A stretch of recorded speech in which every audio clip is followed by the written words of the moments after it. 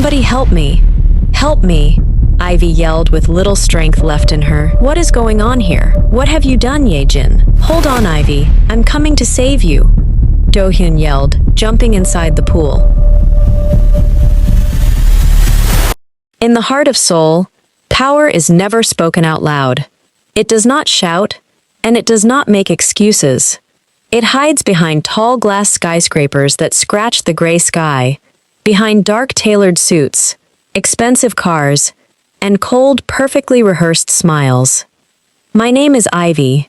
I am a top corporate interpreter. To the rest of the world, my job appears simple on the surface. I step into high-profile rooms, listen to the most powerful executives in Asia, translate their strategic words, and remain completely invisible. I built my entire career on being stoic, guarded, and impossible to read. I learned early in life that in rooms where millions of dollars change hands with a single nod, showing emotion is a fatal weakness. I trained myself to be an unbreakable shield, but nothing in my years of international experience prepared me for the cold, suffocating weight of the Kang family empire. If you enjoy listening to interesting stories like this, hit subscribe and turn on notifications, so you don't miss out on interesting Afro-Korean stories like this. The heavy double doors of the main Shinwa Group boardroom slid open with a quiet, automated hiss, and I stepped inside. Standing at 5'8" with a poised, natural posture, I moved into the room with an effortless, unbothered grace. I wore a tailored cream suit that fitted my frame flawlessly, its crisp lines contrasting beautifully with my smooth, radiant golden brown skin under the bright overhead lights. My American textured hair was pulled back into a slick, immaculate bun, highlighting the clean symmetry of my face, my full lips, and the deep, observant brown of my eyes. I held my chin high, radiating an understated confidence that immediately drew the attention of everyone seated around the massive mahogany table. I did not look like someone who asked for permission to belong in the room. I looked like someone who commanded it. Sitting at the very head of the long marble table was Chairwoman Kang, the matriarch of Shinwa Group. She adjusted a massive diamond brooch pinned to her dark suit, and scanned me from head to toe with immediate, unhidden disdain. In her world of old money, lineage, and rigid high society expectations, I was an outsider, an intruder bringing unexpected presence into her cold, sterile domain. She turned her head slightly toward her executive secretary and spoke in Korean, her voice dripping with sharp condescension. She asked why her son had insisted on hiring a foreign woman for a transaction that would determine the future of their entire conglomerate. She spoke freely, operating under the arrogant assumption that a visiting interpreter could not possibly understand the nuances of her native tongue. I did not flinch. I did not shift my weight or lower my eyes. Instead, I looked Chairwoman Kang directly in the eyes, keeping my face completely neutral, and responded in flawless, elegant Korean. I told her that my work speaks with absolute precision, and that Vice Chairman Do-hyun had hired me because when multi-billion-dollar mergers are on the line, accuracy matters far more than personal prejudice. The entire boardroom fell dead silent. The secretaries behind her stopped typing. Chairwoman Kang's cold glare narrowed sharply, her hand pausing over her teacup. She realized in that single, frozen moment that I was not a woman who could be quieted, intimidated, or pushed into a corner. Before the silence in the room could grow hostile, the side entrance clicked open. Vice Chairman Do-hyun walked into the boardroom. Do-hyun possessed a quiet, commanding presence that seemed to instantly rewrite the atmosphere of any room he entered. He was remarkably handsome, with clean, refined facial features, a strong jawline, and dark, intense eyes that carried the heavy weight of a massive legacy. His tailored dark suit accentuated his broad shoulders and tall frame, giving him the appearance of a man carrying an invisible armor. As he stepped toward the head of the table, his eyes swept across the room and landed on me. For a split second, a moment so brief that anyone else in the room would have missed it, his stoic, unreadable mask slipped. A quiet, subtle curiosity flickered in his dark eyes as his gaze rested on my face, taking in my composure before he quickly restored his professional focus.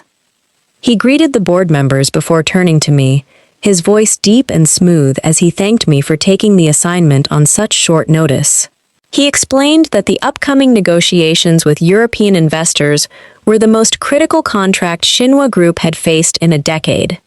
I looked into his eyes, keeping my voice steady and professional, assuring him that every word translated would be handled with absolute care. Standing less than 2 feet apart, an unspoken focus passed between us. A quiet recognition between two people who understood how to stay controlled under immense pressure.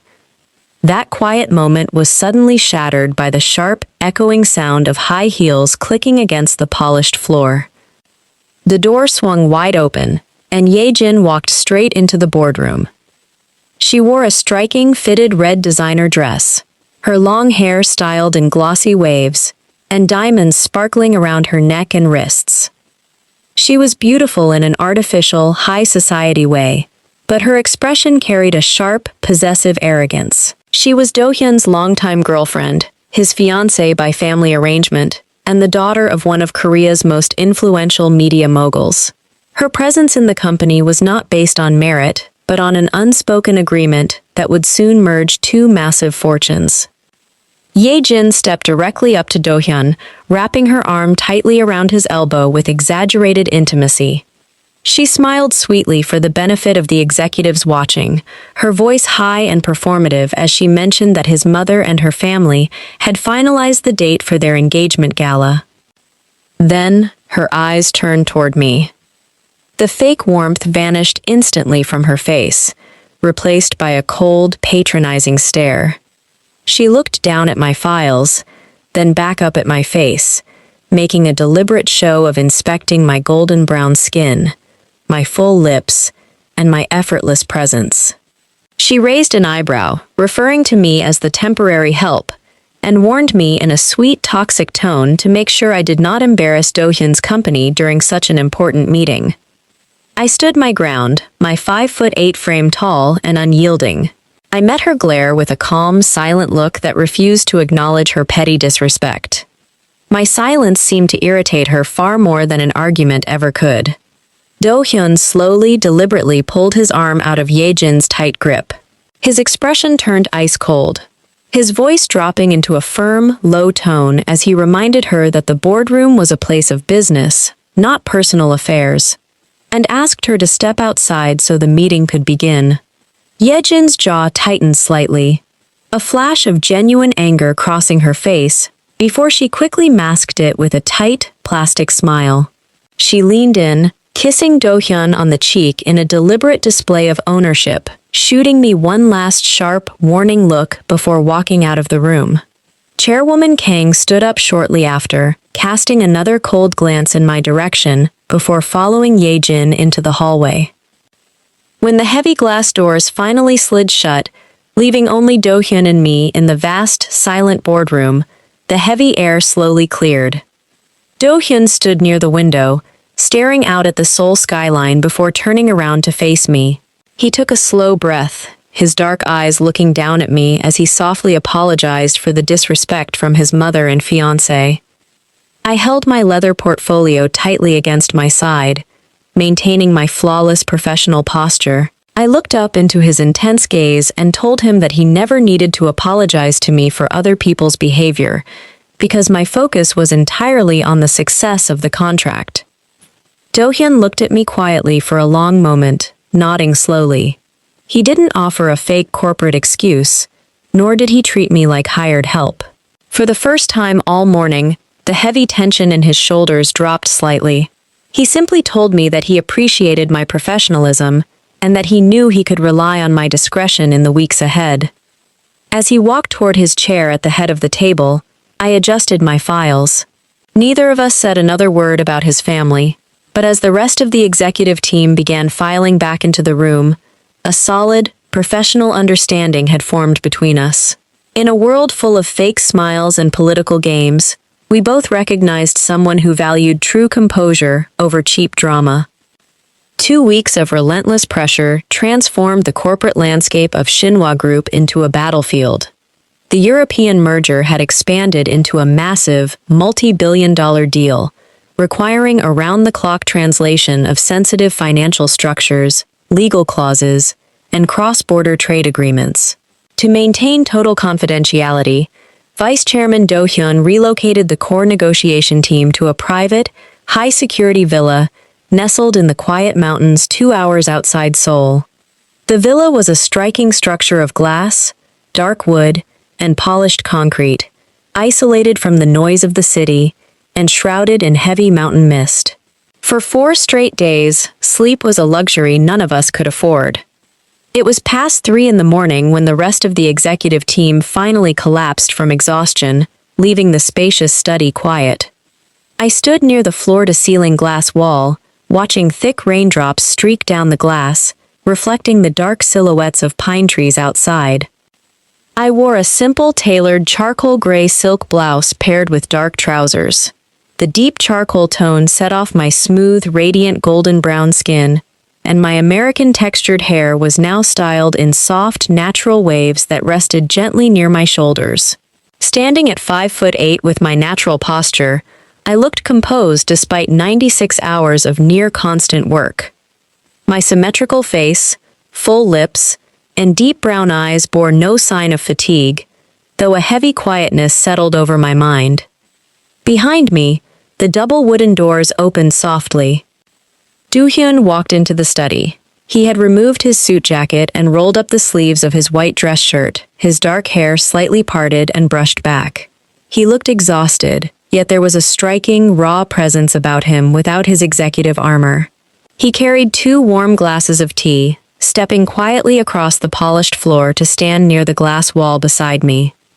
For a long time, neither of us said a word. The steady, rhythmic hum of the rain against the window was the only sound filling the room. Do-hyun extended his hand, offering me one of the glasses. His fingers brushed against mine for a brief second, a fleeting point of contact that sent a sudden, quiet surge of electricity through the cool air. I murmured a soft thank you, taking a slow sip as I looked out into the rain. Do-hyun turned his head, his dark, expressive eyes fixing on my profile. He looked at me with an intensity that went far beyond professional curiosity, as if he were trying to read the unwritten pages behind my guarded expression. He spoke softly, his voice low and rich in the quiet room.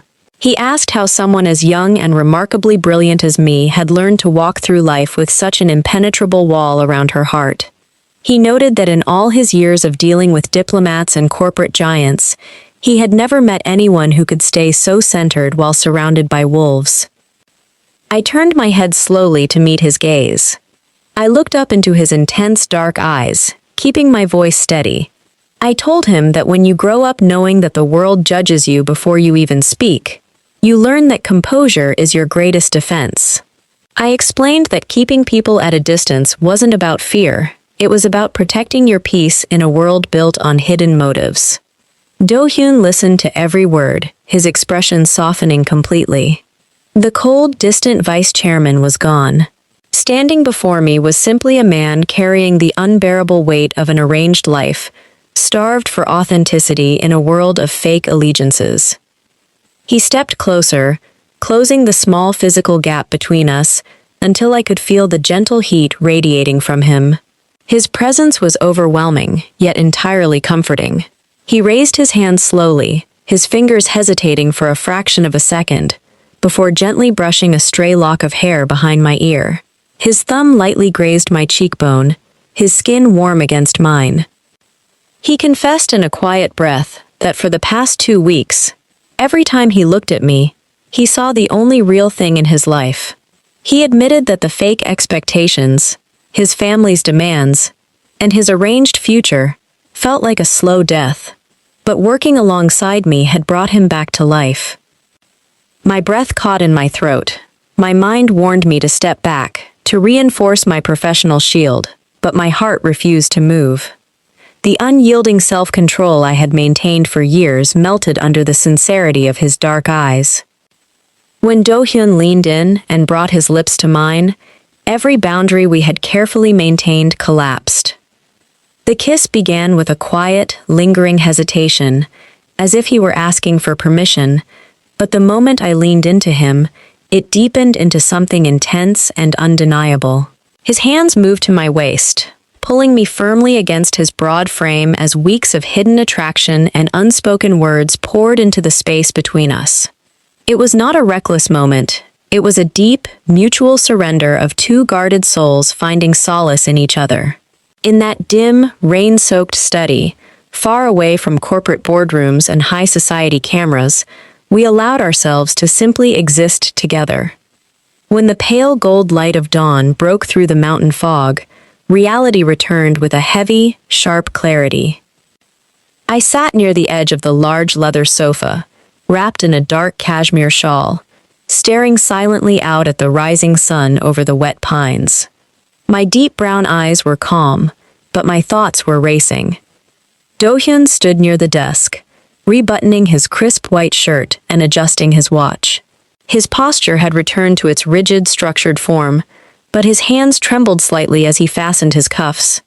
He turned to face me, his dark eyes filled with a mixture of profound warmth and deep, painful regret. He spoke quietly, his voice heavy with the reality of his position. He told me that his arranged marriage to Ye-jin was tied to multi-billion-dollar bank loans that kept Shinwa Group afloat, and that his mother held total legal authority over the board. He said he would never forgive himself for bringing me into his complicated mess, but that he could not pretend last night hadn't changed everything for him. I stood up slowly, drawing my 5'8" frame tall, pulling my shawl neatly around my shoulders. I looked him dead in the eye, my face settling back into an unbreakable mask of quiet dignity. I told him with absolute calmness that he did not owe me an explanation, nor did he need to feel guilty. I reminded him that we were both adults who made a choice in the dark, but when the sun came up, reality demanded its place. I assured him that my commitment to finishing the contract remained unchanged, and that I expected him to carry out his duties as vice chairman without hesitation. Do-hyun looked at me, his chest rising and falling heavily, as if my stoic response hurt him far more than an outburst ever could. He nodded slowly, realizing that while we had crossed a life-changing line, I was not a woman who would ever play the victim or settle for being someone's secret. As he turned and walked out of the study, the heavy wooden doors clicking shut behind him, the room became silent once more. We had crossed the line, and no matter how professional we tried to act, the foundation of the empire beneath us had officially begun to crack. Returning to Seoul after the mountain resort trip felt like stepping back onto a stage where every actor knew their lines, but the script had completely changed. On the surface, Shinwa Group moved forward with flawless precision. The European deal entered its final phase, and the public relations machine worked overtime to promote the upcoming engagement gala between Vice Chairman Do-hyun and Ye-jin. But inside the glass walls of the executive suite, the air was thick with static. Do-hyun and I maintained a strict, distant professionalism in front of the board. We kept our conversations limited to contract terms, market valuations, and legal translation. Yet, whenever our eyes met across a crowded conference table, the memory of that rain-soaked night in the mountains hung heavily between us. It was a silent conversation that required no words, and someone was watching us very closely. Ye-jin possessed the instincts of a predator. She did not need proof to feel the shift in the atmosphere. She noticed how Do-hyun's posture relaxed slightly whenever I stepped into the room, and how his eyes lingered on my empty desk after late meetings. Her insecurity quickly turned into calculating aggression. Working quietly alongside Chairwoman Kang, Ye-jin began orchestrating subtle, petty traps designed to undermine my credibility. Important briefing documents were suddenly missing from my files, meeting locations were altered on short notice, and corporate memos were deliberately delayed. They wanted me to make a high-profile mistake, a reason for Chairwoman Kang to terminate my contract publicly and throw me out of the country. Their efforts failed completely. My years of training as an independent professional had taught me to double-check every record, maintain my own private backups, and prepare for every possible sabotage. Each time Ye-jin expected me to falter in front of international investors, I stood tall at 5'8", my radiant golden brown skin glowing under the lights, translating complex legal terminology in flawless Korean and English without missing a single beat. My quiet composure turned her arrogance into blind frustration. Late one Thursday evening, 3 days before the grand engagement gala, the office was quiet. The sun had long set over Seoul, leaving the city lit by millions of distant streetlights. I sat alone at my desk in the translation archive, reviewing encrypted financial records that needed final verification before the merger sign-off. As I cross-referenced the asset declaration of Ye-jin's family enterprise with foreign banking ledgers, something did not add up. The numbers were off by hundreds of millions of dollars. I opened a deeper, restricted subfolder attached to the contract appendix, using my administrative security key to decrypt the hidden transaction history. What appeared on my screen made my breath stall in my chest. Ye-jin's family company, celebrated by the media as a thriving tech empire, was completely insolvent. They had been operating on secret offshore loans that were due in less than 30 days. Even worse, the hidden files contained encrypted logs showing that Ye-jin's father had been secretly copying Shinwa Group's most valuable artificial intelligence patents, the core technology driving the entire European deal, and transferring them to an overseas competitor. The impending marriage between Do-hyun and Ye-jin was not a celebrated union of high society royalty. It was a desperate corporate trap. Ye-jin's family was planning to merge their bankrupt assets into Shinwa Group to erase their debts, while simultaneously selling Shinwa's crown jewels to ruin Do-hyun's family from the inside out. My heart hammered against my ribs as the magnitude of the betrayal settled in. Do-hyun was walking blindly into a trap that would destroy his life's work and ruin his family's legacy forever. I quickly inserted a sleek silver flash drive into my terminal, copying every encrypted bank statement, patent transfer record, and hidden email file onto the drive. The blue progress bar crawled across the screen as sweat gathered at the back of my neck. I needed to get this evidence directly to Do-hyun before the engagement gala. Suddenly, the lights overhead flickered and shut off, plunging the office into dark shadow, illuminated only by the faint glow of my computer monitor. A sharp, slow sound echoed down the hallway, high heels clicking against the polished floor. I did not panic. I waited until the transfer hit 100%, pulled the silver flash drive from the port, and slid it deep into the hidden lining of my leather clutch. The heavy glass door opened. Ye-jin stood in the doorway, holding a half-empty glass of red wine. She wore a tailored black evening dress, her long dark hair falling over her shoulders, her dark eyes glittering with a dangerous, unhinged intensity under the faint moonlight streaming through the windows. She walked into the room slowly, her eyes locked onto me. She spoke softly, her voice filled with a toxic, mocking satisfaction. She admitted that she had been watching my system activity from her laptop in the executive suite. She knew I had found the hidden files. I stood up slowly from my chair, my posture straight and my hands resting calmly on the desk. I looked her in the eye, keeping my voice cool and unbothered. I told her that committing corporate espionage against her own fiancé was a crime that not even her family's wealth could cover up. Ye-jin let out a short, cold laugh, taking a sip of her wine before stepping closer until she was standing just inches from my desk. Her fake, polished smile vanished completely, replaced by pure hatred. She leaned in, her voice dropping into a harsh whisper. She reminded me that in Korea, a foreign interpreter's word meant nothing against the word of a high society heiress. She threatened that if I attempted to give those files to Do-hyun or the board, she would use her media connections to accuse me of corporate theft and public defamation. She swore she would have me arrested, ruined, and deported before the sun came up. I looked down at her with steady, unbroken gaze, my deep brown eyes reflecting absolute calm. I told her with quiet power that truth does not care about high society titles, and that no matter how much money her family possessed, it could not buy back her stolen integrity. Without waiting for her to respond, I picked up my coat and my clutch, pulled my shoulders back, and walked directly past her toward the exit. Yi-jin spun around, her face twisted with rage, shouting a final warning into the dark hallway, but I did not slow my pace. As I stepped out of the glass tower into the cold night air, holding the silver flash drive tightly in my hand, I knew the quiet Cold War was officially over. The upcoming gala was no longer just a party, it was going to be a battleground.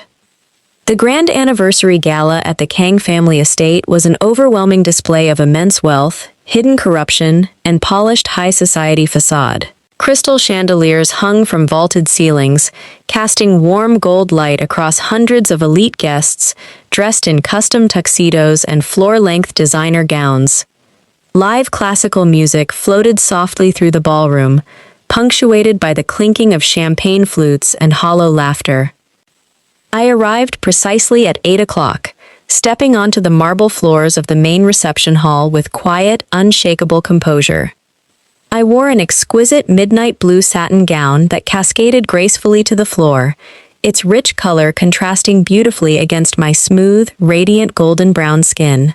My American textured hair was swept back into an elegant, detailed style that complemented my symmetrical face, full lips, and deep brown eyes. At 5'8", with my naturally confident posture, I drew immediate, lingering looks from the surrounding crowd. Tucked safely inside the waterproof lining of my small silver clutch was the silver flash drive, the key that would shatter the elaborate lie keeping this entire room entertained. My eyes searched the sprawling ballroom, immediately locating Vice Chairman Do-hyun, standing near the central podium, alongside his mother, Chairwoman Kang. Do-hyun looked extraordinarily handsome in a fitted black tuxedo, his dark hair parted neatly, but his sharp jaw was set in a tight line. He looked like a man being dragged toward an execution disguised as a celebration. Beside him, Chairwoman Kang beamed at the surrounding cameras, completely oblivious to the financial ruin looming over her precious empire. Before I could navigate through the crowd toward Do-hyun, a tuxedoed server approached me, carrying a silver tray with a folded parchment note. I opened it to read a hastily written message. Meet me in the private indoor pool lounge immediately. Do-hyun is waiting to review the final contract terms before his speech. I knew the layout of the Kang estate well from my security briefings. I left the loud, crowded ballroom, walking down a long, quiet marble corridor decorated with priceless artwork. Pushing open the heavy frosted glass doors at the end of the hall, I stepped into the secluded, indoor aquatic pavilion. The air inside was warm and humid, carrying the quiet scent of fresh water. The entire room was illuminated by dramatic, deep blue underwater spotlights, casting mesmerizing, rippling reflections across the high ceiling and the wet, polished marble deck surrounding the Olympic-sized pool. But Do-hyun was nowhere to be found. A sharp click echoed behind me as the heavy glass doors locked shut. Ye-jin stepped out from behind a line of decorative indoor palm trees, wearing a shimmering gold sequins gown that caught the blue water light like serpent scales. Her dark eyes were wild, unhinged, and bloodshot with desperation. She had been drinking, but her movements were sharp and predatory. She demanded the drive immediately, her voice echoing unnaturally against the glass walls. She warned me that she would not allow an outsider, a hired interpreter, to ruin her family name, or take away the fortune that belonged to her. I stood my ground near the edge of the deep water, my posture tall and relaxed, my deep brown eyes locked on hers with total calmness. I told her that her family's debt was already exposed, and that trying to bury the truth in the dark would only make her fall harder. When I turned to walk toward the emergency side exit, Ye-jin completely lost control. She lunged forward with a sharp scream, reaching out to snatch my clutch. We struggled for a single, intense second at the water's edge. As I stepped back to break her grip, Ye-jin used her entire body weight to violently slam her shoulder into mine, shoving me backward toward the deep end. My heels lost traction on the wet, polished marble. A cold gasp left my throat as my footing gave out completely. I tumbled backward into the air, falling headfirst into the deep end of the pool. The icy water slammed into me, swallowing me whole. Cold blue light blurred my vision as I sank beneath the surface. Water rushed into my ears, muffling the world above. I struggled frantically, kicking my legs and thrashing my arms toward the surface, but the heavy weight of my saturated satin dress pulled me back down. I could not swim well, and panic began to squeeze my chest as my oxygen burned away. Above the surface, through the distortion of the rippling water, Ye-jin stood on the deck, watching me struggle with a cold, heartless smile. Suddenly, the heavy glass doors burst open with a deafening crash. Do-hyun sprinted into the pavilion, his face pale with sudden, terrifying panic as his eyes caught the violent splashing in the blue pool. Seeing him enter, Ye-jin reacted in a split second with terrifying precision. She threw herself onto the wet marble floor near the edge, clutching her ankle, letting out a piercing, hysterical shriek. She pointed wildly toward the deep end, sobbing tears, screaming that I had attacked her, shoved her, and tried to drown her. Do-hyun did not slow his stride for a single microsecond. He completely ignored Ye-jin's screams, passing right by her lying on the floor. Without taking off his jacket or kicking off his shoes, Do-hyun leaped directly into the deep end of the pool in his full tuxedo.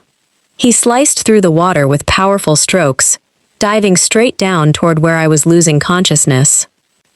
Underneath the glowing blue surface, his strong hands found my waist. He pulled me firmly against his chest, kicking powerfully toward the surface. We broke through the water together with an explosive splash, gasping violently for air. Do-hyun held my trembling frame tightly in his arms, his chest heaving, his dark eyes filled with a raw, terrifying devotion he had never shown to another human being. He cupped my wet face with his warm hand, his voice shaking as he asked if I was breathing, if I was okay. With effortless strength, Do-hyun lifted me up onto the dry marble deck before climbing out beside me. Water poured from his dark hair and soaked suit, but he stood over me like an unbreakable shield. At that moment, the pavilion doors swung wide again. Chairwoman Kang, executive board members, security guards, and news photographers poured into the room, gasping at the chaotic scene. Ye-jin raised her voice instantly, sobbing dramatically into her hands, crying to Chairwoman Kang that I was a dangerous lunatic who had tried to murder her out of jealousy. Chairwoman Kang's face twisted with rage as she ordered security to immediately restrain me and call the police. I sat up slowly on the marble floor, my soaked dark blue dress clinging to my frame, my golden brown skin glistening with water drops, my hair wet but my gaze steady. Without saying a word, I reached into my clutch, which had remained zipped shut, and pulled out the waterproof silver casing containing the flash drive. I held it up into the bright light of the security cameras. Do-hyun stepped forward, taking the drive from my hand. He turned toward his mother, his fiancée, and the gathering crowd, his voice echoing across the pool lounge like thunder. He announced that the silver drive contained complete proof of Ye-jin's family bankruptcy, offshore fraud, and the secret theft of Shinwa Group's AI patents. He looked directly at Ye-jin, whose sobbing stopped instantly as her face drained of all color, and declared that the engagement was permanently terminated, effective immediately. He added that federal prosecutors had already been handed the primary files 10 minutes prior. The room erupted into total chaos as reporters began flashing cameras wildly. Do-hyun turned his back on his mother's furious shouts and Ye-jin's hysterical pleas. He knelt beside me, wrapped his dry wool overcoat gently around my shivering shoulders, and lifted me carefully into his arms, carrying me out of the estate through the sea of flashing cameras, holding the woman who had captured his heart before the eyes of the entire world. By sunrise, the grand illusion of the Kang family empire had completely dissolved into dust, news of Ye Jin's family bankruptcy, secret offshore accounts, and corporate espionage flooded every major media outlet in Asia. The high society scandal of the decade dominated headlines, accompanied by viral photos of Vice Chairman Do-hyun emerging from the pool lounge with a soaked silver flash drive in hand. Federal investigators moved with terrifying speed, freezing Ye Jin's family assets and taking her father into custody before the market even opened. Inside the sprawling top-floor boardroom of Shinwa Group, an eerie, suffocating silence reigned. Chairwoman Kang sat alone at the head of the long marble table, looking aged and hollowed out.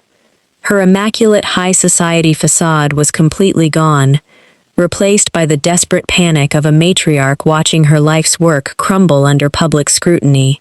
The board of directors was threatening a vote of no confidence, international investors were panicking, and the family name was dragged through the mud. The heavy double doors clicked open. I stepped into the boardroom, my 5'8" frame tall, unbothered, and completely poised. I wore a crisp, tailored white suit that fitted my frame flawlessly, its clean lines contrasting beautifully against my smooth, radiant golden brown skin.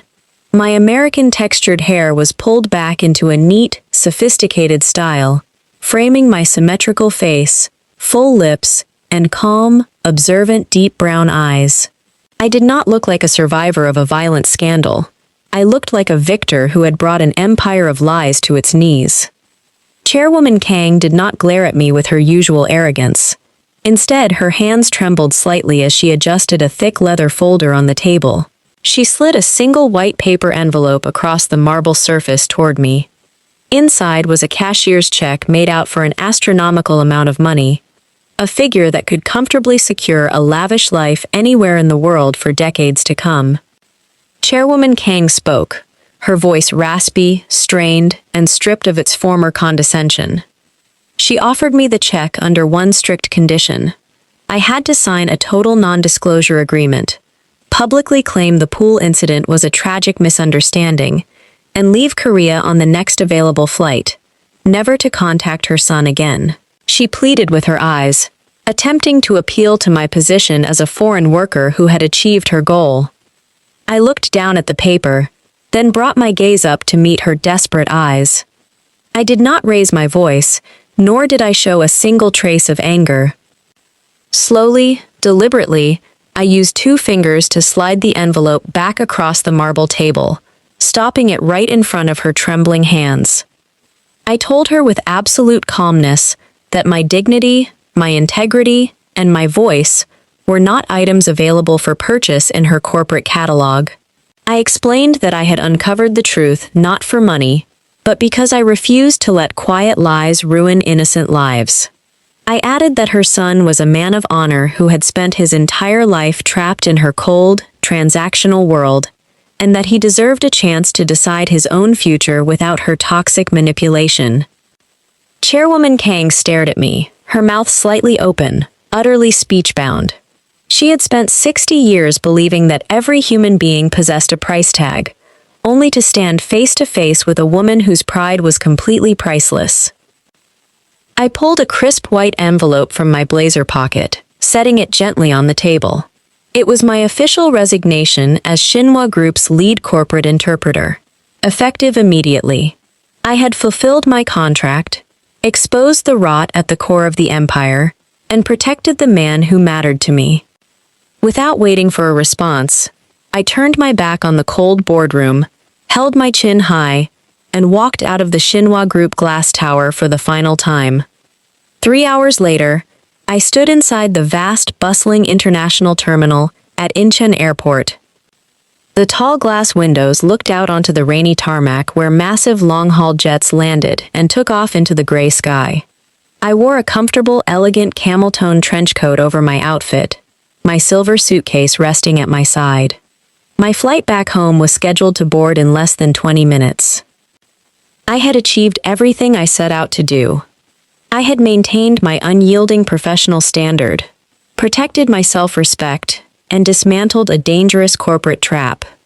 Yet, as I stood amidst the sea of traveling strangers, A heavy, aching quiet settled deep inside my chest. I looked at my reflection in the glass window, my deep brown eyes reflecting a quiet melancholy. I knew that leaving Seoul meant leaving behind the only man who had ever truly seen through my protective shield. The man who had leaped into the dark blue water without hesitation to save my life. But my pride refused to allow me to stay as a reminder of his family's public disgrace. I took a slow, deep breath, picked up the handle of my suitcase, and began walking slowly toward the departure gate, ready to close the most intense chapter of my life. The boarding announcement for my flight echoed across the terminal speakers, repeating in Korean, English, and French. Passengers around me began standing up, gathering their coats, and queuing near the gate. I took a slow, steady breath, tightened my grip on my suitcase handle, and took my first step toward the boarding line. Ivy. A voice shattered the uniform hum of the airport terminal. It was deep, breathless, and raw with emotion. I stopped dead in my tracks. My heart leaped into my throat as I slowly turned around. Do-hyun was running through the crowded terminal. He had completely shed his rigid corporate image. He wasn't wearing his vice chairman's suit jacket. His dark tie was loosened. The top buttons of his crisp shirt were unbuttoned, and his stylish dark hair was messily windblown. He looked entirely unlike the guarded executive who had walked into that Shinwa Group boardroom weeks ago. He looked like a man who had dropped every piece of heavy armor to chase the only thing that mattered to him. Security guards and hurrying travelers turned to stare, but Do-hyun didn't care about the eyes on him. He didn't care about high society decorum or corporate protocol. His dark, expressive eyes were locked onto me with a desperate, terrifying fear that I would disappear into the sky before he could reach me. He stopped just 2 feet away, his chest heaving as he caught his breath. For a long, quiet moment, neither of us spoke. The bustling airport around us seemed to fade into a blur of meaningless background noise. I looked up into his handsome face, my symmetrical features softening, my deep brown eyes searching his. I asked him softly what he was doing here, reminding him that his company was in the middle of a massive structural crisis and needed its vice chairman. Do-hyun let out a soft, breathy laugh, a sound so full of genuine relief and warmth that it melted the cool air between us. He reached out, his warm, strong hands gently taking mine, his thumbs stroking the back of my golden brown skin with undeniable reverence. He told me that an hour ago he had officially submitted his permanent resignation to the board of directors, handing the executive management of Shinwa Group over to a professional, independent trustee council. My eyes widened in genuine shock. He had walked away from the throne he was groomed his entire life to inherit.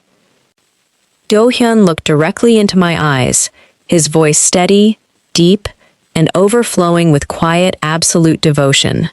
He told me that for 30 years, he had lived as a puppet in a golden cage, playing a pre-written role to satisfy his mother's endless ambition and protect a corporate title he never wanted. He admitted that the world of old money, fake smiles, and cold contracts had felt like a slow, silent death. Until the day I walked into his boardroom with my head held high, my golden brown skin glowing, and my unbreakable dignity silencing a room full of monsters. He leaned in closer, his tall frame bending slightly, his intense gaze holding mine hostage. He confessed that when he saw me falling into that dark blue pool, his heart stopped beating because he realized a terrible truth. An empire meant nothing if he had to live in it without the woman who made him feel human. He told me he didn't care about family dynasties, social expectations, or multi-billion-dollar fortunes anymore. He didn't want a corporate crown. He only wanted a life built on truth, mutual respect, and a love that didn't demand sacrifice or silence. He looked at me, his fingers tightening gently around mine, and asked if I would let him walk into the future by my side, not as Vice Chairman Kang, but simply as Do-hyun, the man who loved me unconditionally. A soft, radiant smile spread across my face, lighting up my features in a way he had never seen before. The stoic, impenetrable shield I had carried for years completely dissolved, leaving only pure, undeniable happiness. I squeezed his hands back, looking up at him, and told him that a future with him was the only contract I ever wanted to sign. Do-hyun pulled me into his arms, lifting me slightly off the ground as he wrapped his arms tightly around my waist. I buried my face into his neck, breathing in the familiar scent of rain and wood, feeling the frantic, beating heart of a man who had given up an entire empire just to hold me. Hand in hand, with our fingers tightly intertwined, we turned away from the boarding gate and walked out of the terminal together into the bright afternoon sun, leaving the cold glass towers behind to build a life that belonged entirely to us.